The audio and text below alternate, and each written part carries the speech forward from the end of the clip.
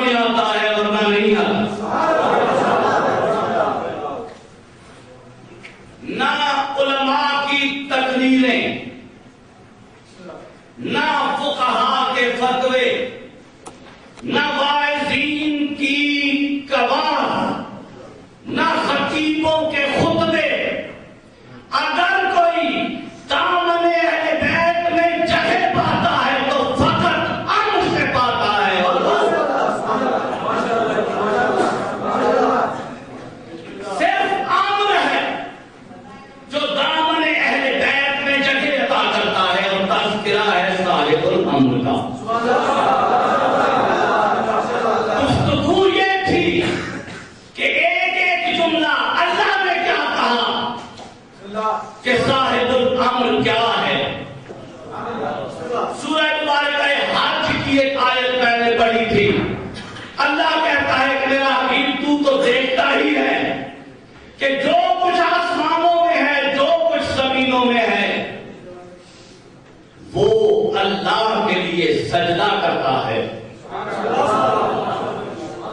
پہاڑ اس کے لیے سجدہ کرتے ہیں, سورج اس کے لیے سجدہ کرتے ہیں, چاند اس کا سجدہ, ستارے اس کا سجدہ, جانور اس کا سجدہ.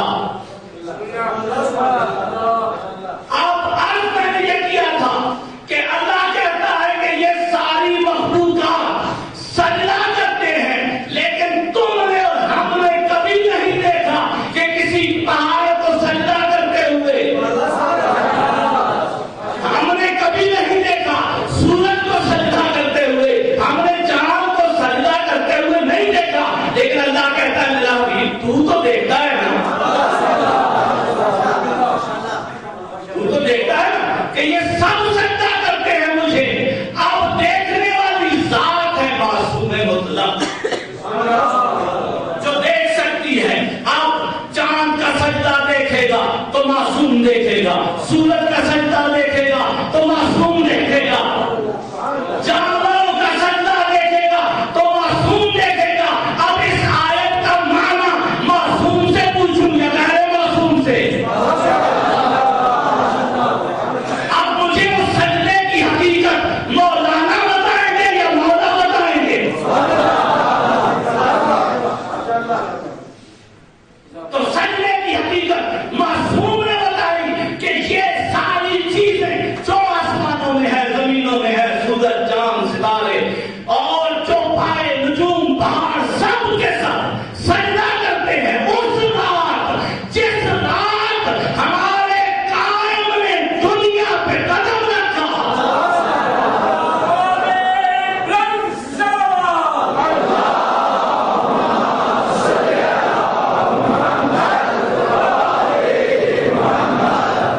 جس رات قائم نے قدم رکھا زمانے میں اس دنیا میں 15 شعبان کی رات یہ سجدہ کرتے.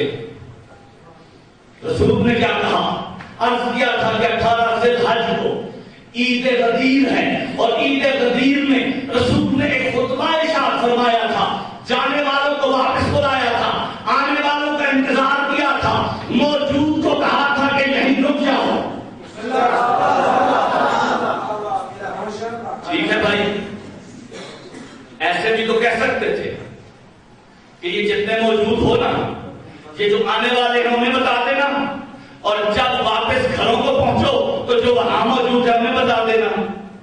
نہیں کہہ سکتے تھے؟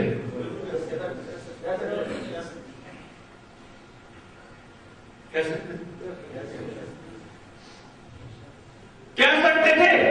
اور بھائی نہیں کہہ سکتے تھے, اس لیے کہ حکم خدا یہ تھا کہ یہیں پہ رک جاؤ, جو آنے والے ہیں ان کا انتظار کرو, جو چلے گئے ہیں انہیں واپس بلاؤ.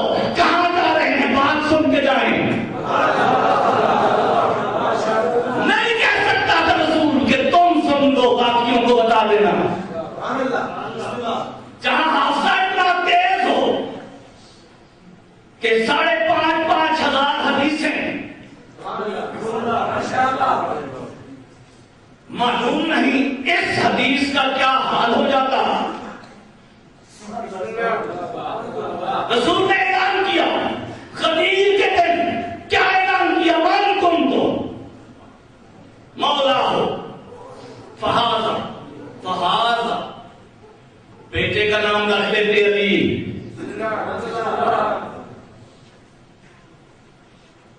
فہذا علی المولا, یہ علی ہے. لیکن غدیر کے دن صرف اعلان ولایت علی نہیں ہوا,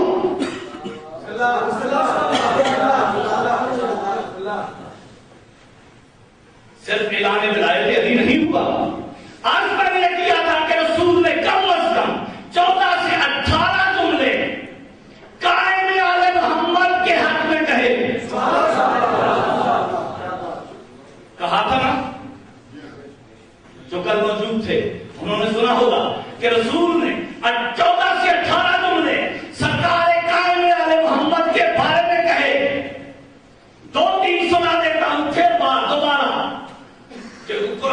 جتنی بار پڑھو.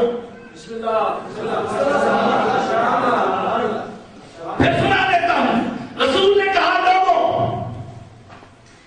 فخر سے سینہ پھلا کے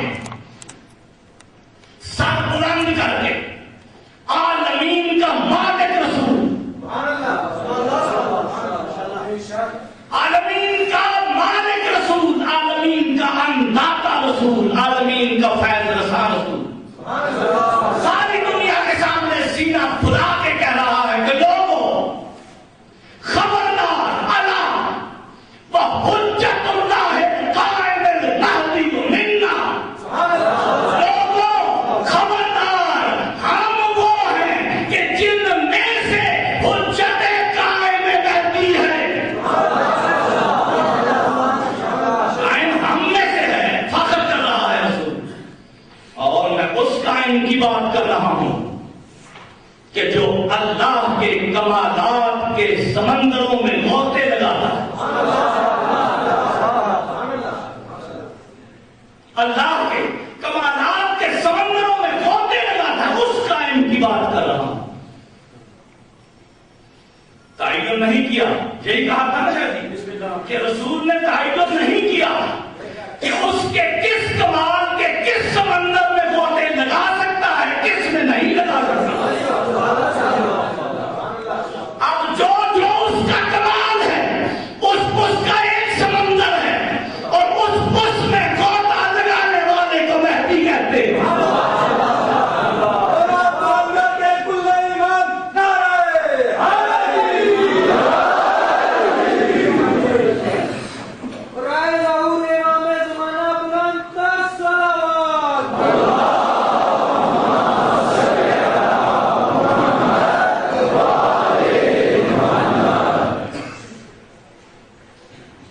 اور لوگوں میں اس قائم کی بات کر رہا ہوں.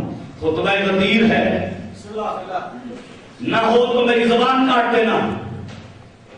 میں اس قائم کی بات کر رہا ہوں کہ جو آدم سے لے کے شب ظہور تک جتنے بے گناہ مارے گئے ان کے خون کا انتقام لے گا.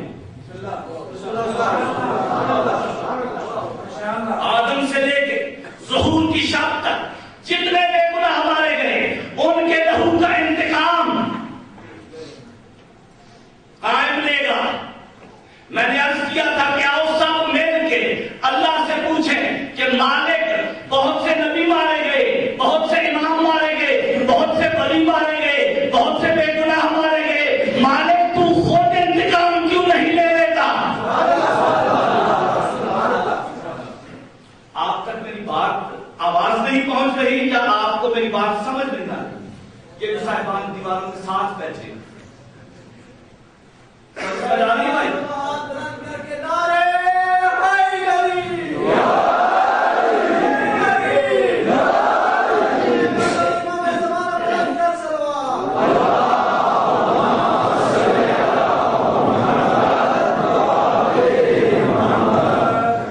مالک انتقام تو خود کیوں نہیں لے لیتا؟ تو معصوم نے بتایا کہ اللہ کہتا ہے کہ میں آنے والے ایام میں آپ کو اس حوالے سے ایک ایسی دلیل دوں گا کہ کائنات میں کوئی اس کا جواب نہیں لا سکے.